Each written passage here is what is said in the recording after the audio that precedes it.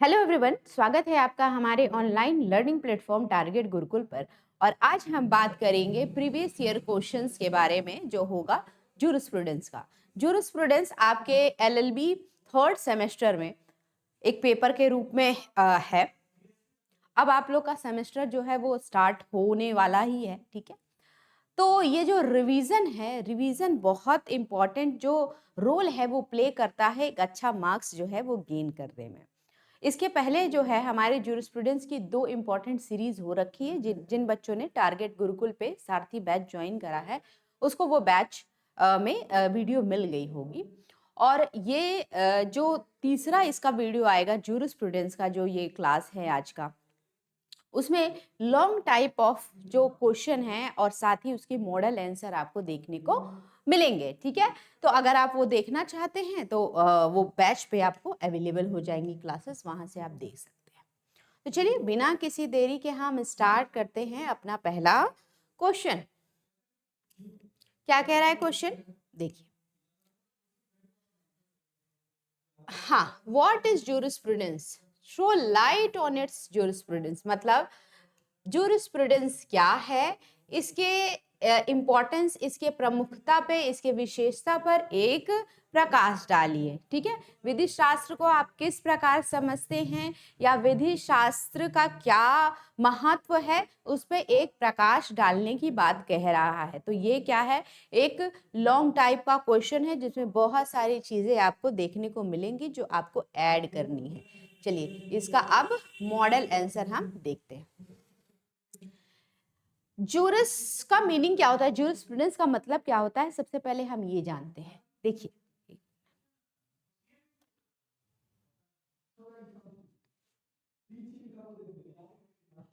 ठीक है। हाँ, अब द वर्ड जो जूरिस्प्रूडेंस है ये ओरिजिनेट हुआ है दो लैटिन शब्दों से। दो लैटिन शब्दों से मिलकर के बना है आपका जूरिस्प्रूडेंस। एक है वर्ड जूरिस जिसका मतलब है क्या, लॉ, और एक है वर्ड प्रूडेंशिया जिसका मतलब है नॉलेज। मतलब दोनों मिलाकर के हम देखें तो नॉलेज ऑफ लॉ या लॉ की नॉलेज को ही हम लोग जूरिस्प्रूडेंस या विधि शास्त्र कहते हैं। अब ये ऐसा नॉलेज है जो सिस्टमैटिक है, सिस्टमैटिक वे में है। और सिस्टमैटिक नॉलेज जो है किसी भी सब्जेक्ट का, उसको हम साइंस भी कह सकते हैं। तो इसको साइंस ऑफ लॉ भी कह दे तो कोई दिक्कत है नहीं, क्योंकि ये एक सिस्टमैटिक नॉलेज है। जो लॉ की सिस्टमैटिक नॉलेज है वो जूरिस्प्रूडेंस में हमको देखने को मिलती है। Therefore, jurisprudence is the science of law. Jurisprudence क्या है, साइंस ऑफ लॉ है। और jurisprudence, the aim of jurisprudence is the same as that of other sciences. अब यहाँ पे देखिए साइंस क्या होता है, कहते हैं ना इसके पीछे की साइंस जुड़ो, मतलब इसके पीछे की क्या वजह है, अगर ये चीज कही जा रही है तो इसके पीछे के क्या फैक्ट होंगे। तो साइंस जो है वो फैक्टों पे आधारित है, या फिर आप कोई भी बात हवा में जो है वो नहीं बोल सकते, उसके पीछे का आपको प्रूफ भी देना पड़ता है साइंस में। तो इसी तरह ये ज्यूरिस्प्रूडेंस भी है जो वो क्या है, साइंस ऑफ लॉ है, यानी कि विधि का, लॉ का साइंस है जो वो है ज्यूरिस्प्रूडेंस। तो ज्यूरिस्प्रूडेंस में जो बात कही जाती है वो सिस्टमेटिक नॉलेज के साथ कही जाती है, और systematic knowledge is known as science. तो इसीलिए ज्यूरिस्प्रूडेंस को साइंस ऑफ लॉ भी हम लोग कह सकते हैं, ठीक है। कि जो चीजें बोली जा रही हैं उसके पीछे क्या वजह रही है, कौन से फैक्ट जो है वो उस बात को बोलने पे किसी को मजबूर कह रहे हैं, कर रहे हैं, ये सारी चीजें उसमें देखी जाती है। मैंने पहले ही बता दिया है कि जूरिस्प्रूडेंस का पढ़ने का महत्व, बहुत बच्चे ये सोचते होंगे कि जूरिस्प्रूडेंस तो बहुत टफ लगता है, इसको छोड़ देते हैं, स्किप कर देते हैं। तो जूरिस्प्रूडेंस अगर आप पढ़ लेंगे तो और जितने भी लॉज हैं आपको 25-30 सब्जेक्ट आपको पढ़ने पड़ेंगे। 20 सब्जेक्ट तो आपको पढ़ने ही हैं लॉ के मिनिमम। तो अगर जूरिस्प्रूडेंस पढ़ के उन सब्जेक्ट को पढ़ेंगे तो उन सब्जेक्ट की आप आत्मा को जान पाएंगे, सोल को जान पाएंगे। तो विधि को अगर ढंग से पढ़ना है तो पहले विधि शास्त्र पढ़ ले, देन आफ्टर आप कोई भी विधि उठा के पढ़ेंगे तो वो आपको और अच्छे से समझ में आएगी, उसका एम आपको समझ में आएगा, ठीक है। क्योंकि ये क्या है, साइंस ऑफ लॉ है। अब यहाँ पे देखिए अलग अलग अलग अलग परिभाषा दी किसकी, तो जूरिस्प्रूडेंस की, विधि शास्त्र की। अब हम वो देखेंगे। Definition of jurisprudence. अभी यहाँ पे देखें तो अल्पियन, अल्पियन जो है उन्होंने क्या बोला भाई, the famous Roman jurist Ulpian has describes jurisprudence as the science of right and wrong। इन्होंने बोला अल्पियन ने कि जो jurisprudence है वो साइंस है गलत और सही का, राइट एंड रॉन्ग का साइंटिस्ट किस वो साइंस बोला किसने, तो अल्पियन ने बोला। और इनकी बुक कौन सी थी, डाइजेस्ट। अपनी डाइजेस्ट बुक में इन्होंने ये बात बोली कि जूरिस्प्रूडेंस जो है वो क्या बताता है, साइंस बताता है, और साइंस किस बारे में कि क्या गलत है क्या सही है। According to Ulpian it is the knowledge of human and divine subject and the science of just and unjust. मतलब ये ह्यूमन के बारे में ज्ञान को बताता है, डिवाइन का ज्ञान क्या है वो बताता है, और ये भी बताता है कि क्या ये जो बातें कही गई हैं ये जस्ट है या अनजस्ट है। ठीक है, अब जस्ट अनजस्ट आप कैसे कहते हैं, जब भी आप कोई विधि पढ़ते हो तो उसमें लिखी गई कुछ बातें होती हैं, अगर वो फॉलो कर रहा है वो चीज तो जस्ट है, नहीं फॉलो कर रहा है तो अनजस्ट है। ओके, तो ये आप याद रखिएगा कि अल्पाइन ने क्या कहा था कि ये जूरिस्प्रूडेंस राइट साइंस है, राइट और रॉन्ग का। सिसरो ने क्या बोला, जब भी आपको डेफिनेशन पूछे तो कम से कम 3-4 डेफिनेशन तो लिखना ही आप लॉन्ग क्वेश्चन में। According to Cicero the famous philosopher, Cicero क्या बोलते हैं कि jurisprudence is the philosophical aspect of knowledge of law. मतलब विधि शास्त्र की किसी देश के विधान का अध्ययन नहीं, नहीं ये देखो क्या कह रहा है, प्रसिद्ध दार्शनिक सिसरो के अनुसार विधि शास्त्र विधि के ज्ञान का दार्शनिक पहलू है।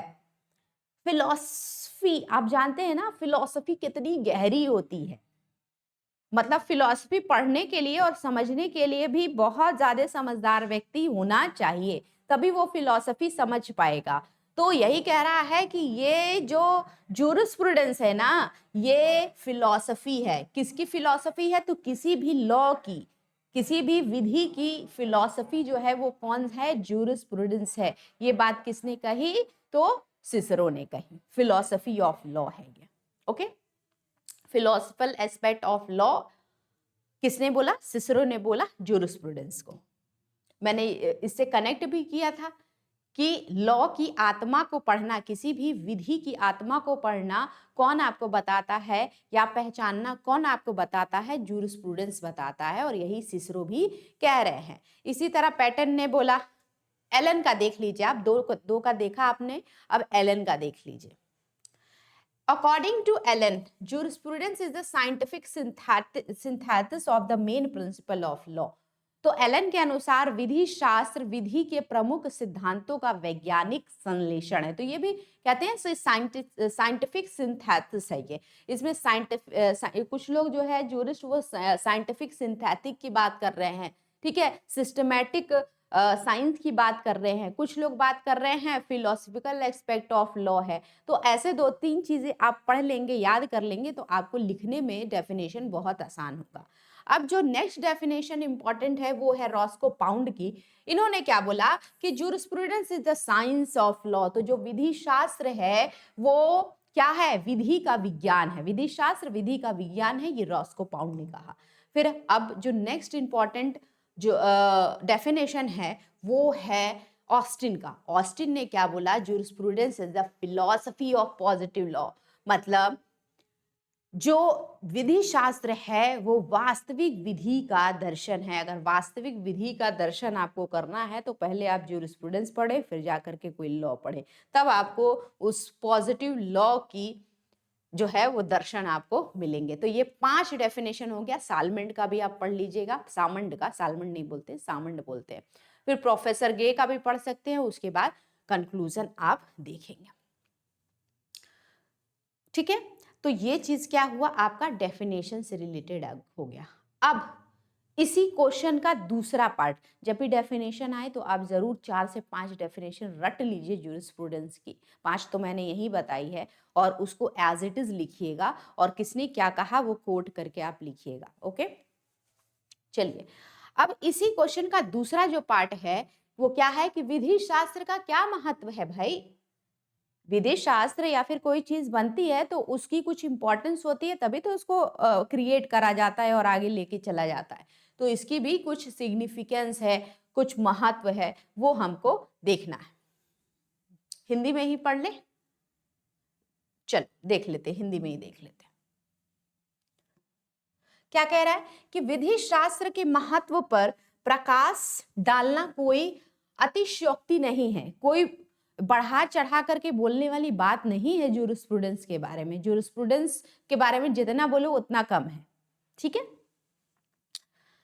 सामाजिक विज्ञान होने के नाते विधि शास्त्र अनेक प्रकार के सामाजिक अधिकार एवं सुविधाएं प्रदान करता है, क्योंकि ये जो विधि शास्त्र है ये सारे सामाजिक विज्ञान को, सामाजिक विषय को क्या किया है, अपने में निहित करा है, इनकलकेट करा है। तो ये बहुत सारी चीजों को कवर करते हुए लोगों के अधिकार, लोगों के सुविधाओं के बारे में बात करता है, सामाजिक सुविधाओं और अधिकार के बारे में बात करता है। जो एक सामाजिक शास्त्र दे सकता है, निसंदेह इस शास्त्र को लास्की ने कहा है कि विधि शास्त्र विधि का नेत्र है, आई ऑफ लॉ। अब तुम जानते हो कि पूरे शरीर में हमारा सब चीज ठीक है, वर्थ है, लेकिन हमारी आंखें नहीं है, तो हम इतना बड़ा शरीर ले करके भी पूरी दुनिया को नहीं देख पाएंगे। तो जैसे हमारे शरीर में हमारी आंखें हैं, बहुत महत्व रखती हैं, इन्हीं से हम दुनिया को देखते हैं, पहचानते हैं, समझते हैं, ठीक है, महसूस करते हैं, चीजों को देखते हैं।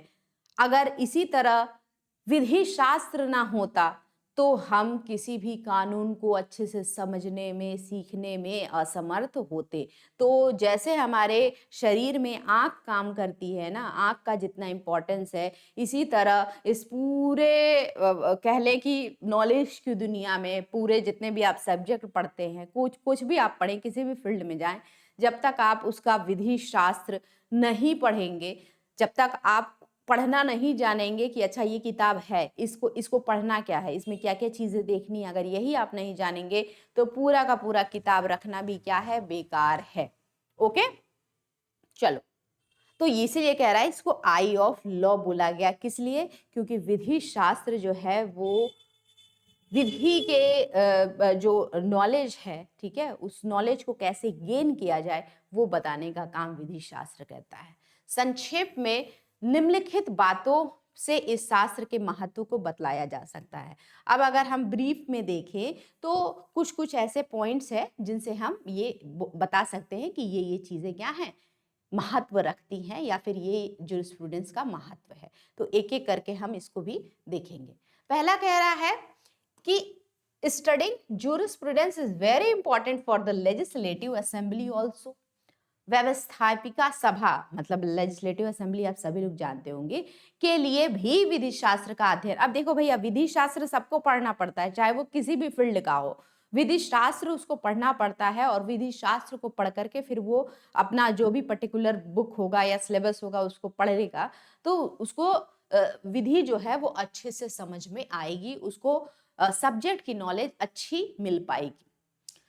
फिर दूसरा कह रहा है jurisprudence work as a tool for the mental intelligence of law student. अगर विधि के छात्रों की बात करें तो विधि शास्त्र कानून के विद्यार्थियों की मानसिक बुद्धि के लिए एक यंत्र का काम करता है।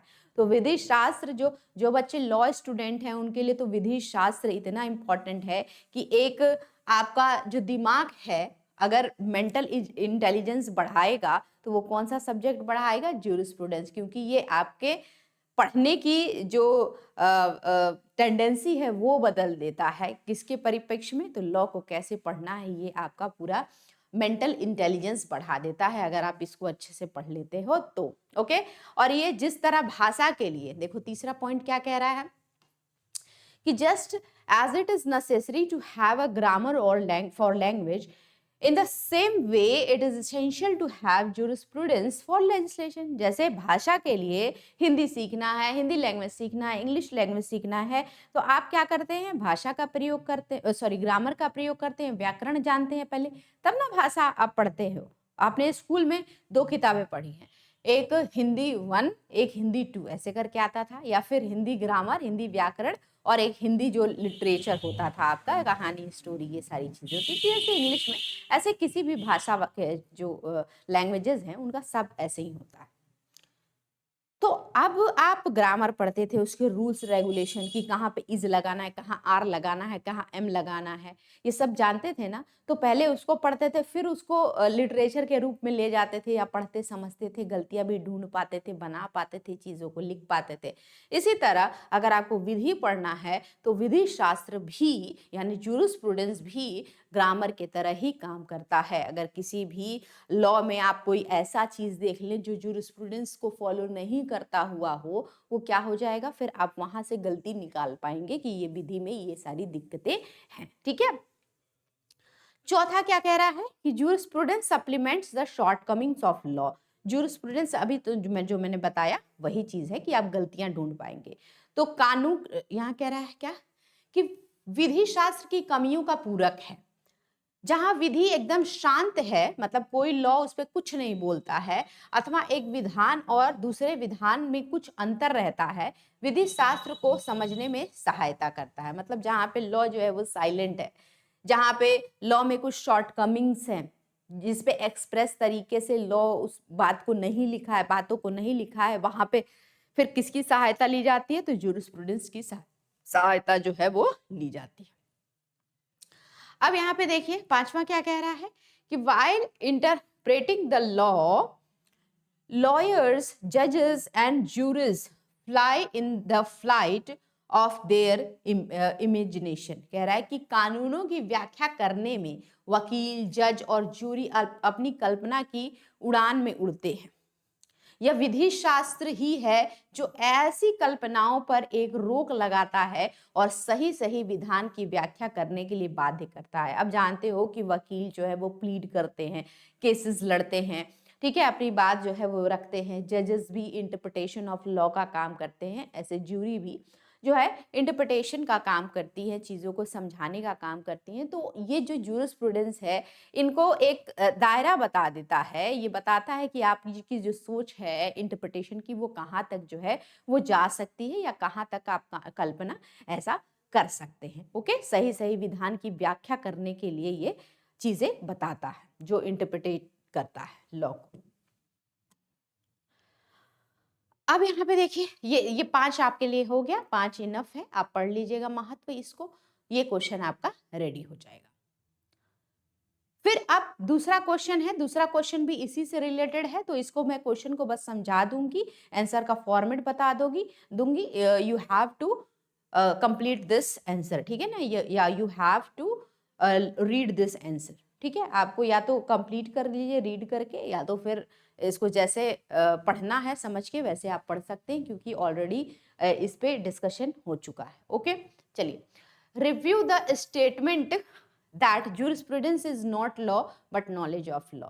अब ये एक स्टेटमेंट कथन दे दिया गया और बोला है इस कथन की समीक्षा कीजिए कि विधि शास्त्र विधि नहीं अपितु विधि का ज्ञान है। अब वही बात है, डेफिनेशन आएगा, इसमें परिभाषा आएगी, परिभाषा में आपको कोई दिक्कत ही नहीं है, परिभाषा आपने पढ़ा है। फॉर्मल क्या है, साइंस क्या है, क्यों इसको साइंस ऑफ लॉ कहता है, कहा जाता है, और जो जूरिस्ट ने बोला होगा कुछ, उसका कुछ क्रिटिसिज्म भी हुआ होगा, ठीक है, उसकी कुछ आलोचना भी होगी, वो भी बात आपको ऊपर देखने को मिलेगी।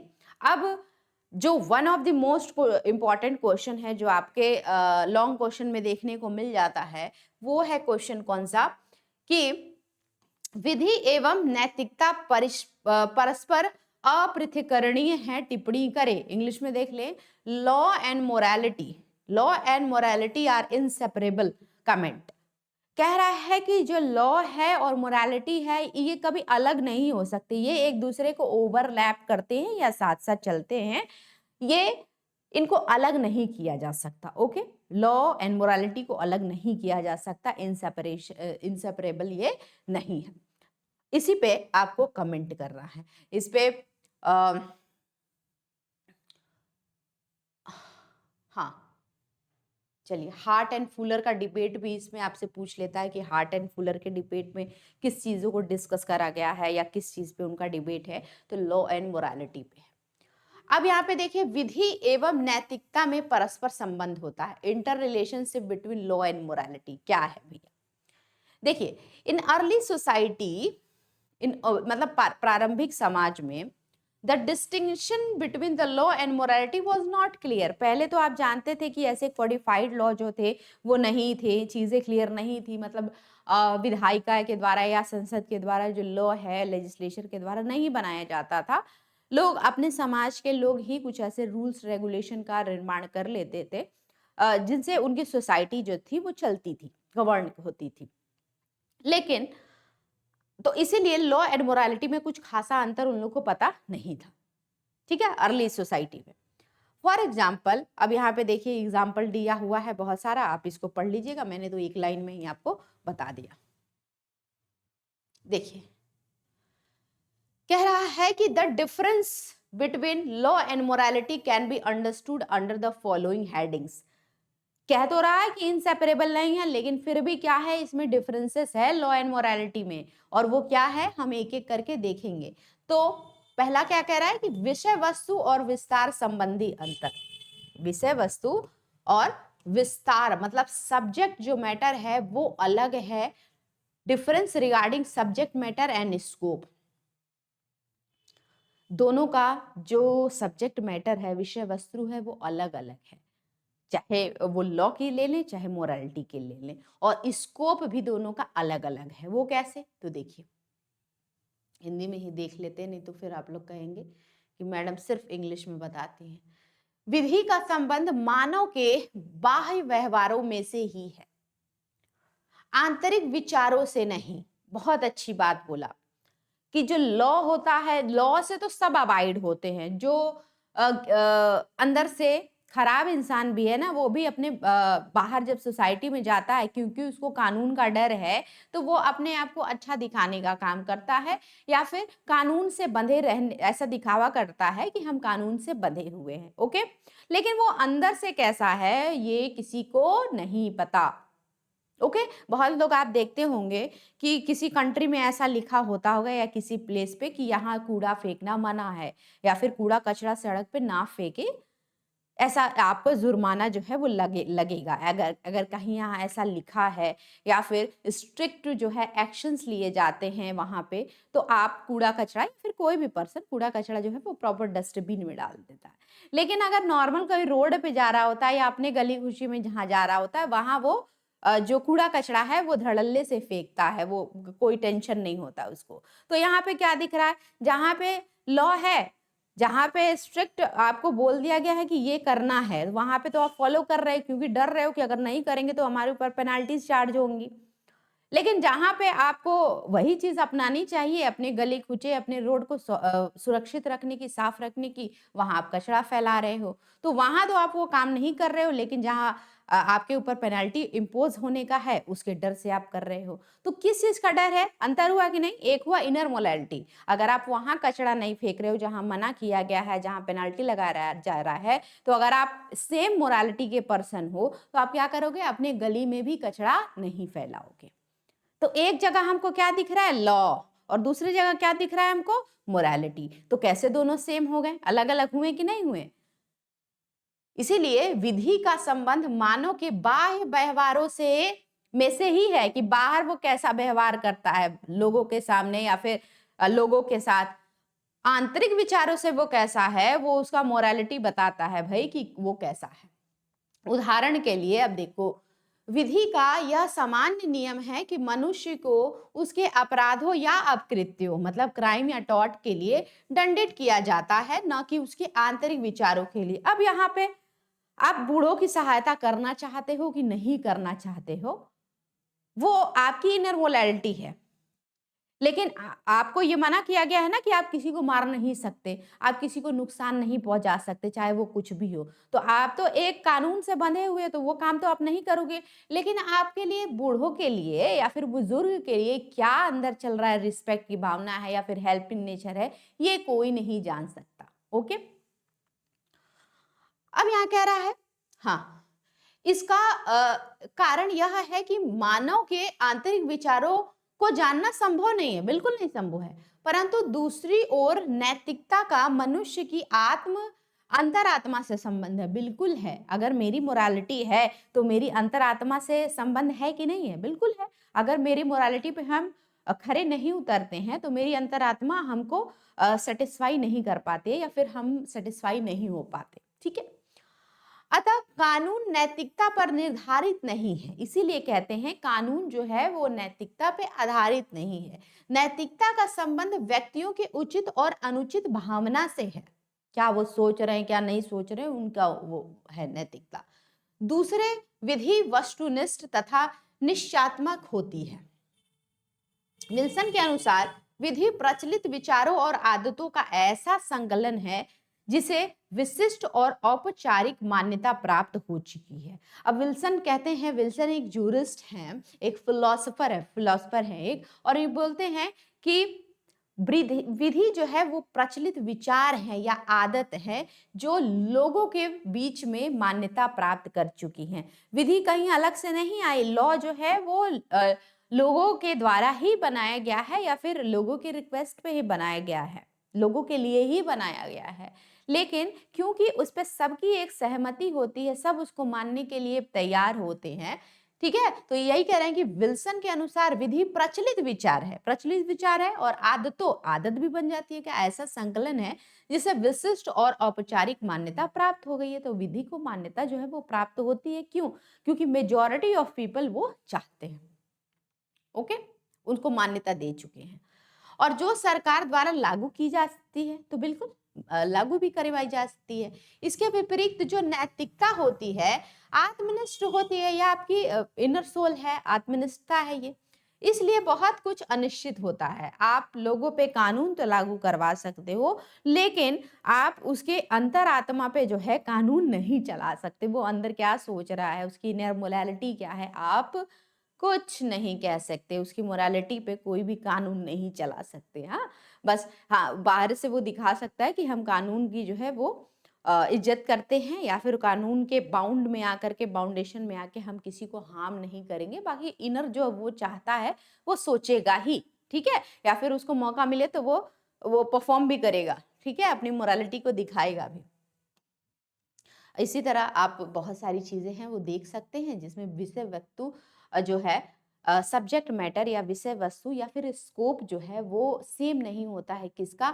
तो मोरालिटी का और लॉ का। ओके, एक बार इसको गो थ्रू कीजिएगा, इसमें लिखने के लिए बहुत सारी चीजें हैं। अब शक्ति संबंधी अंतर, ठीक है, जैसे मैंने पेनाल्टी वाली बात कह दी थी पहले ही आपको कि डिफरेंस रिलेटेड टू पेनाल्टी, शक्ति संबंधी अंतर। तो कह रहा है कि law is followed due to fear of punishment that is there is external penalty behind the law. अब कोई जो बीएनएस में लिखा है या फिर किसी भी लॉ में लिखा है, अगर लिख दिया है कि आपको चोरी करने के लिए इतने साल की सजा होगी, पकड़े गए तो इतने साल की सजा होगी। अब यहाँ पे देखो, आदमी डर के मारे फिर चोरी करने से थोड़ा बचता है, या फिर सोचता है चोरी करने से पहले, मारपीट करने से पहले कि देखो भाई हमको पनिशमेंट जो है वो मिल जाएगी। पनिशमेंट के डर से अपने आप को रोकने की भी कोशिश करता है, ठीक है। लेकिन but there is a no such penalty behind the morality. लेकिन आप अंदर क्या सोचते हो उसके लिए तो कोई पेनाल्टी आपको इम्पोज करने वाला नहीं है। तो ये चीज है कि पेनाल्टी लगती है आपको लॉ पे, लेकिन मोरालिटी के पेनाल्टी जो है वो नहीं लगती। Therefore, a person who breaks a contract can be punished by state, but if a person tells a lie, the state cannot punish him merely for this. इसी तरह हम देख सकते हैं कि जब भी आप कॉन्ट्रैक्ट, इंडियन कॉन्ट्रैक्ट एक्ट आपने पढ़ा होगा, तो कोई भी कॉन्ट्रैक्ट जो है वो दो के बीच में किया जाता है, तो कोई भी एक पर्सन उसमें से परफॉर्म अगर नहीं कर रहा है तो उसके ऊपर पेनल्टी चार्ज जो है वो करे जाते हैं, और स्टेट उसको जो है पेनल्टी जो है सफर्ड जो पार्टी होती है उसको दिलाती है। लेकिन अब कोई व्यक्ति है जो झूठा झूठा वादा करता है किसी के साथ, बार बार कसम खाता है, वो कसम वाला भी ट्रेंड चलता है, बार बार कोई कसम खाता है और कसम खा करके भी झूठ बोलता है, तो क्या है, ये उसकी मोरालिटी है। अब मोरालिटी के लिए नहीं ना स्टेट आएगी पनिश करने, सरकार जो है वो उसको झूठ बोलने के लिए थोड़ी ना पनिश करने आएगी, जो यूज टू है झूठ बोलने के लिए। ओके, तो कानून उसको प्रवर्तित नहीं करवा सकती, इन्फोर्स नहीं करा सकती मोरालिटी को। ओके, अब इसमें बहुत सारे कंटेंट है, आप पढ़ लीजिएगा। 2 मैंने बता दिया है। और तीसरा जिसमें देखो केस भी है, कीन बनाम डुडले एंड स्टीफन का है, ठीक है ना। यहाँ पे इसमें एक बता देते हैं। चलो, ये केस आपको आएगा लिखने के लिए, इंग्लिश में भी होगा ये। चलिए, जब भी लॉ एंड मोरालिटी की बात आए तो आप हार्ट फुलर का डिबेट लिख सकते हैं, और ये वाला केस तो आप इंग्लिश केस जरूर लिखेंगे। ये कौन सा केस है? क्वीन वर्सेस डुडले एंड स्टीफन का ये केस है। इस केस में ये होता है कि 3 जो है वो नायक होते हैं। 3 sellers were selling with a boy named Parker and they got caught in the storm. Therefore, they found it necessary to continue their journey in the open boat. They had nothing to eat or drink in that boat. So, to save themselves from dying of hunger, they killed Parker and used his flesh as a food. Seeing them in trouble, another sailor took them on the board his ship. Later, the case was filed against the said sailor for the murder of child. Chief Justice Coleridge CJ ruled that it is undoubtedly the duty of every person to protect his own life, but it is still greater duty to lay down one's life for the protection of another person's life. ठीक है, अब यहाँ पे देखो queue versus डुडले and Stephen के case में क्या होता है। 3 नाविक रहते हैं, वो सवार रहते हैं किस पे? तो नाव पे, बोट पे वो लोग सवार रहते हैं। उसी में एक बच्चा भी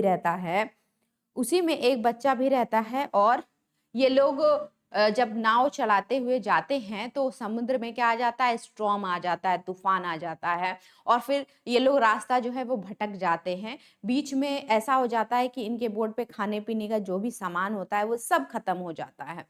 तो फिर ये इसमें से जो सेलर 2 रहते हैं, वो ऐसा करते हैं कि भाई अब तो सब खत्म हो गया, अब क्या किया जाए? तो ये लोग प्लान कर लेते हैं कि उस बच्चे को जो है मार करके उसका फ्लैश खा लेंगे, और उस बच्चे को पार्कर को जो है वो मार भी देते हैं ये लोग, और उसका मांस जो है वो खा लेते हैं। अब जब ये लोग बाहर आते हैं, स्टॉर्म खत्म हो जाता है, फिर अपने जहाँ वापस लौटते हैं, तो फिर इन पे केस करा जाता है, मतलब इनको बुलाया जाता है, केस होता है इनके ऊपर।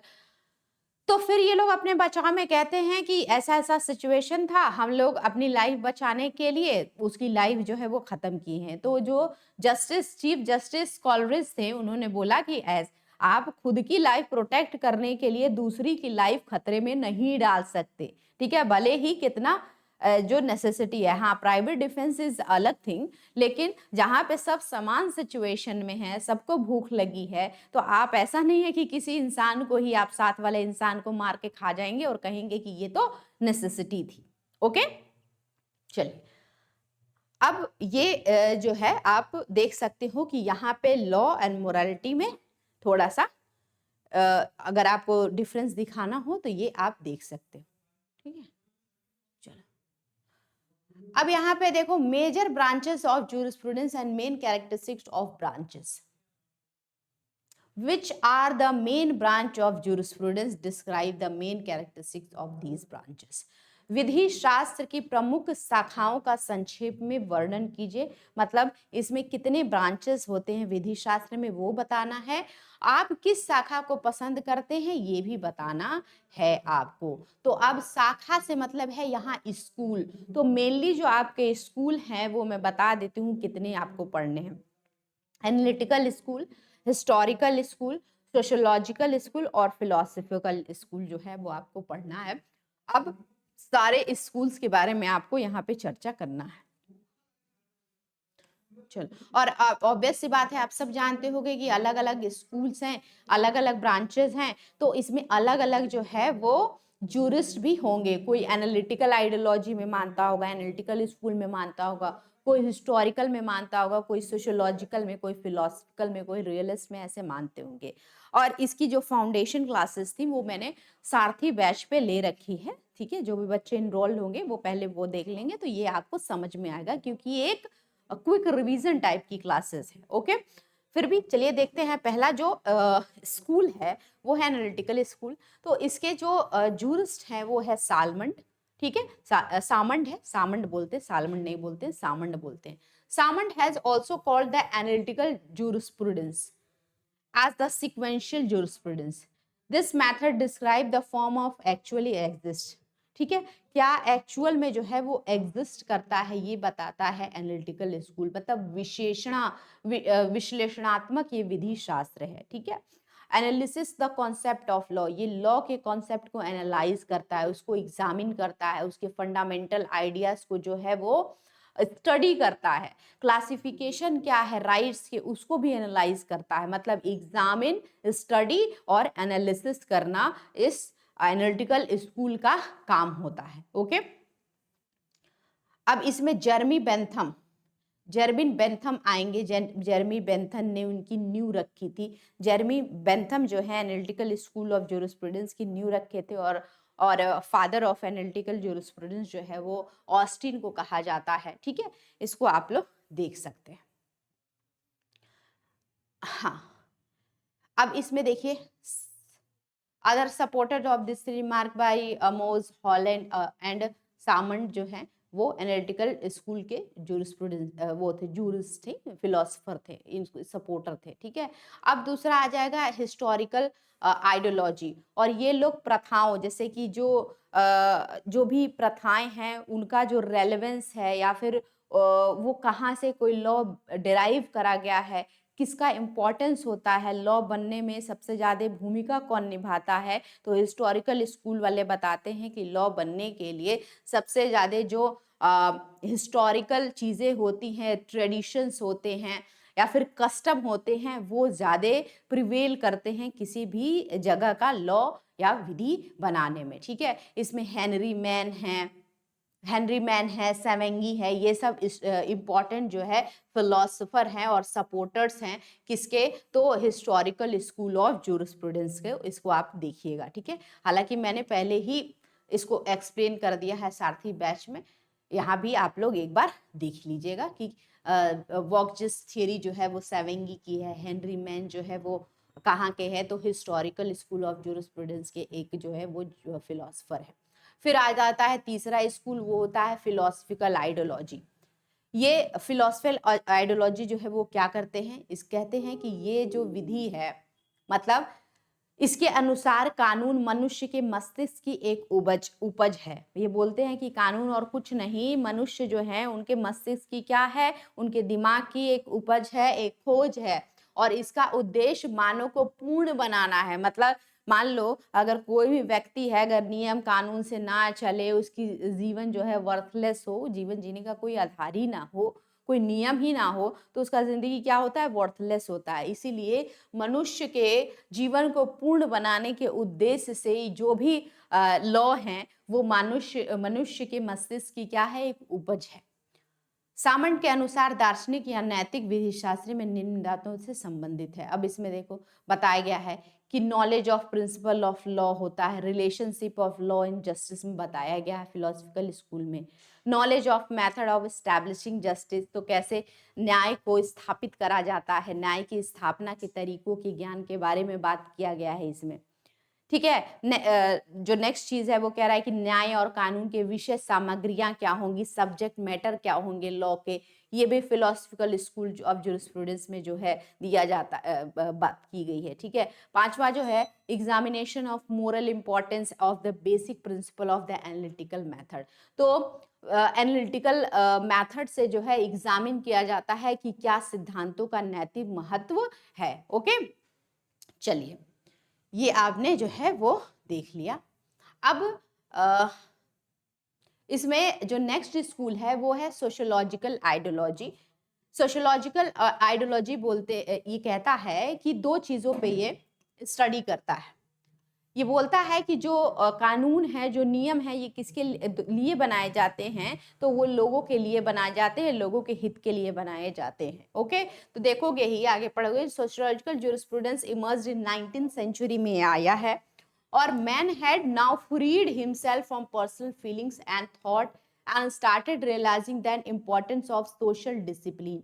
Bentham considered the greatest happiness of greatest number is the ultimate या utilite होगा and the legislation. Sociological ideology ये कहता है कि जो भी लॉ बनता है लॉ पे सोसाइटी का बहुत बड़ा इम्पैक्ट होता है और जो लॉ है वो सोसाइटी के लिए ही बनाया जाता है और सोसाइटी में क्या चल रहा है उसके मद्देनजर रखते हुए लॉ का फॉर्मेशन किया जाता है। ओके, अब इसका दो जो है इसेंशियल है, इसको आप जो है वो पढ़ लेंगे। उसके बाद इसका क्रिटिसिज्म दिया है, मार्क्सिस्ट जो आइडियोलॉजी है इसको भी देख सकते हैं, रियलिस्ट आइडियोलॉजी भी आप देख सकते हैं, लेकिन मेनली जो है वो 4 आइडियोलॉजी आपको या 4 स्कूल्स आपको पढ़ना होता है। ओके, चलिए अब यहाँ पे जो नेक्स्ट क्वेश्चन है ये दूसरा तो नहीं इंपॉर्टेंट है उतना, ठीक है, मैं 30 नेक्स्ट आपको क्वेश्चन एक वर्क के रूप में दे देती हूँ। हाँ, यहाँ से आपका ये क्वेश्चन आपको पढ़ करके आना है और जो नेक्स्ट वीडियो आएगा उसमें इसका डिस्कशन जो है वो किया जाएगा, लेकिन आप एक बार पढ़ के आइएगा, क्वेश्चन समझ लीजिए।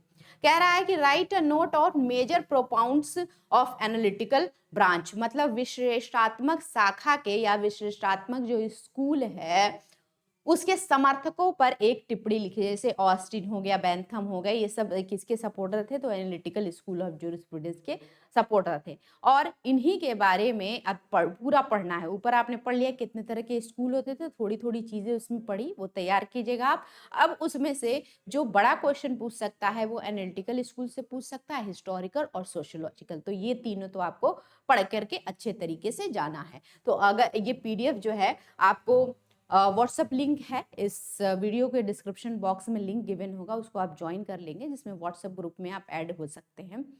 और जो सारथी बैच के बच्चे हैं उनको पीपीटी तो मिल ही जाएगा, वो पीपीटी में जितने भी हिस्टोरिकल स्कूल ऑफ ज्यूरिस्प्रूडेंस से रिलेटेड क्वेश्चन होंगे वो पढ़ लेंगे, एनालिटिकल स्कूल ऑफ ज्यूरिस्प्रूडेंस से रिलेटेड और सोशियोलॉजिकल स्कूल ऑफ ज्यूरिस्प्रूडेंस से रिलेटेड क्वेश्चन आप पढ़ लेंगे। ठीक है, तो आज के लिए इतना ही रखते हैं, जितना भी कराया जा चुका है पिछले वीडियो में और इस वीडियो में आज तक आप कर कीजिए, जल्दी से रिवीजन कीजिए। एक बार वीडियो देखने के बाद 2 बार रीड कर लेंगे तो आपको ऑलमोस्ट चीजें समझ में आ जाएंगी। ठीक है, तो आज के लिए इतना ही, मिलते हैं नेक्स्ट क्लास में, तब तक के लिए धन्यवाद।